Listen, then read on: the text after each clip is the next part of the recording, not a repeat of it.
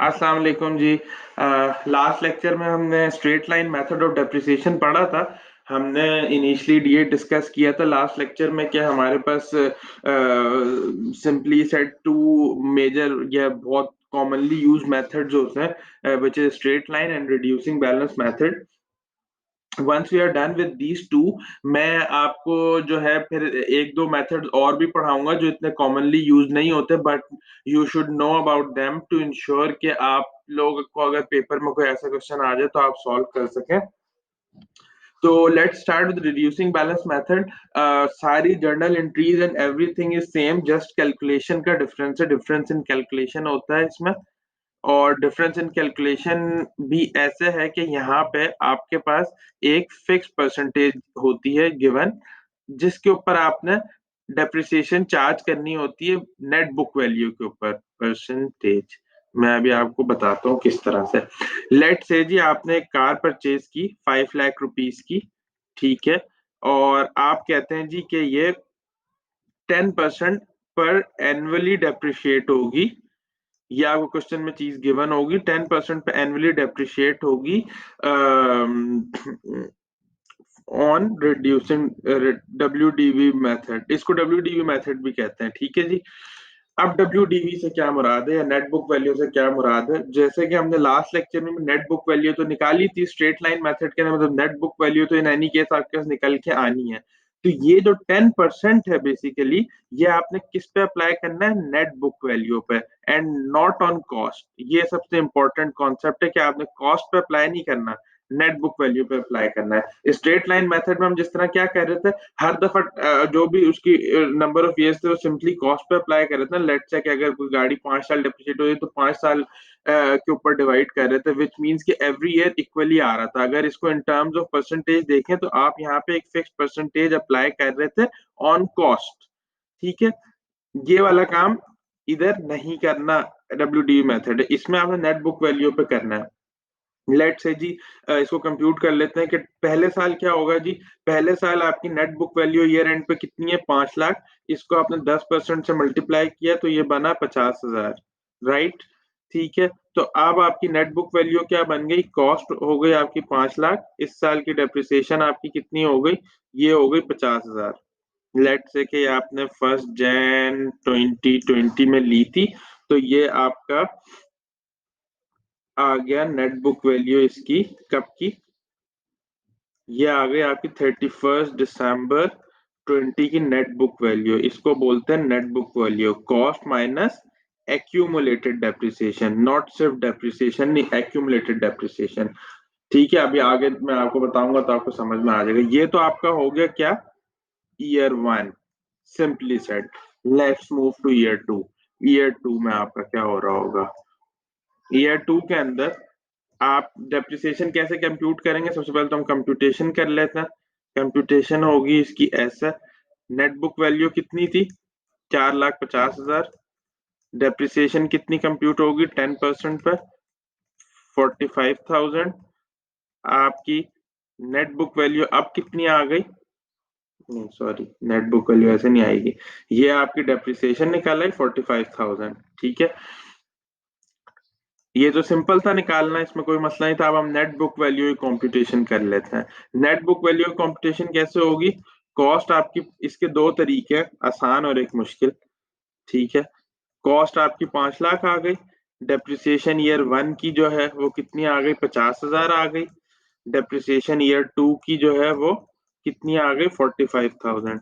ये दोनों इसमें से माइनस करेंगे तो आपका कितना बन गया जी? ये बन गया 95,000। तो ये बन गया जी 4,05,000 आपकी नेट बुक वैल्यू, राइट। ऐसा ही है, ये नेट बुक वैल्यू कब होगी? At the end of year 2। At the end of year 2 ये नेट बुक वैल्यू आपकी होगी। सही हो गया।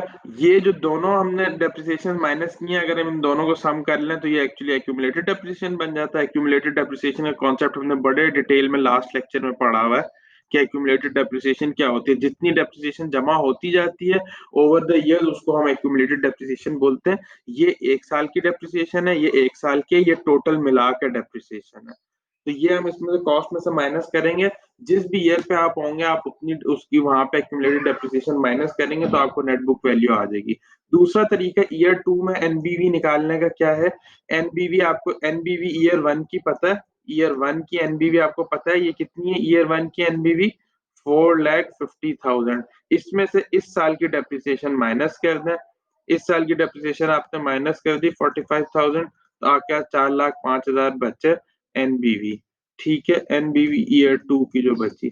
अब फर्दर इसमें से आप जब इसकी डेप्रिसिएशन माइनस कर देंगे विच शुड बी 40,500, 10% है ना, तो आपको एनबीवी ईयर 3 मिल जाएगी।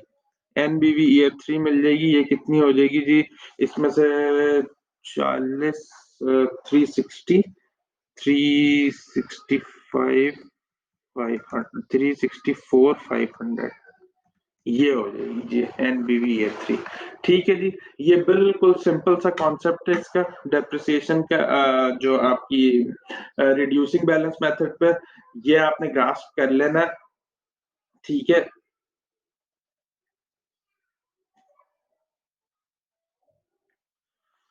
सही है जी। आई होप यहाँ तक चीजें आपको बिल्कुल क्लियर है। एंट्रीज बिल्कुल वही होंगी जो हमने पहले पढ़ी थी।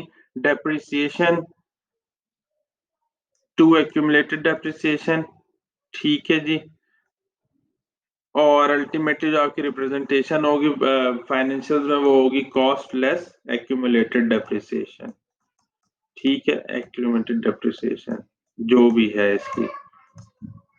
ठीक है, लेट्स से ईयर 2 को वो तो हमने खैर इधर लिख भी लिया।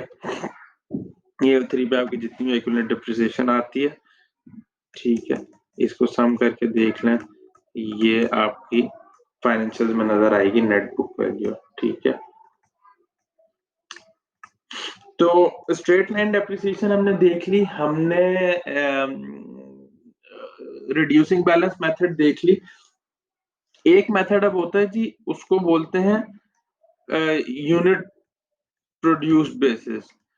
ठीक है, मतलब देखें डेप्रिसिएशन का मेथड कुछ भी हो सकता है। ये भी एक ऐसा मेथड है जिसके अंदर आप कहते हैं कि मैं अपनी मशीनरी, लेट से मैंने एक मशीनरी परचेज की है, मैंने एक मशीनरी परचेज की है, मैं कहता हूँ जी ये तो डेप्रिशिएट होती है जितने यूनिट्स ये बना लेती है।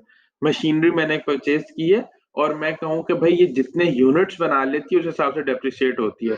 अब लेट से ईयर, मैं कहता हूँ जब मैंने मशीनरी ये खरीदी कि ये 5,000 यूनिट्स बनाने की कैपेसिटी रखती है, ओ टोटल अपनी पूरी यूजफुल लाइफ में। ठीक है, अपनी जिंदगी में ये 5,000 यूनिट्स बना सकती है। मैं कहता हूँ ईयर 1 में इसने बनाए 1,000 यूनिट, तो मैं सिंपली लेट से कि मैंने ये 5 लाख की मशीन ली।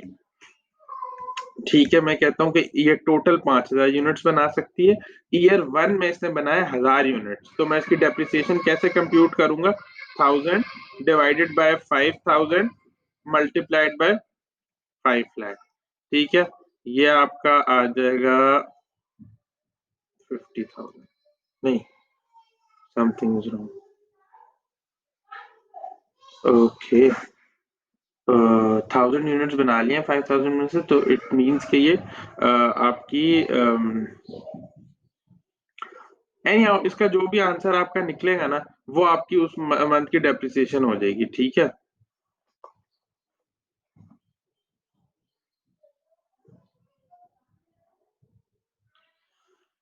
अच्छा जी। और फिर आपके पास लेट से कि ईयर 2 में ये बनाती है,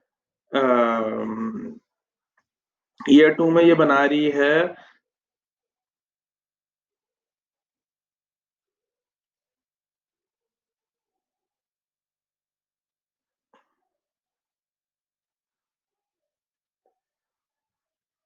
800 यूनिट्स। लेट्स, आप यही काम करेंगे कि आप एक परसेंटेज निकालेंगे एक्चुअली पहले।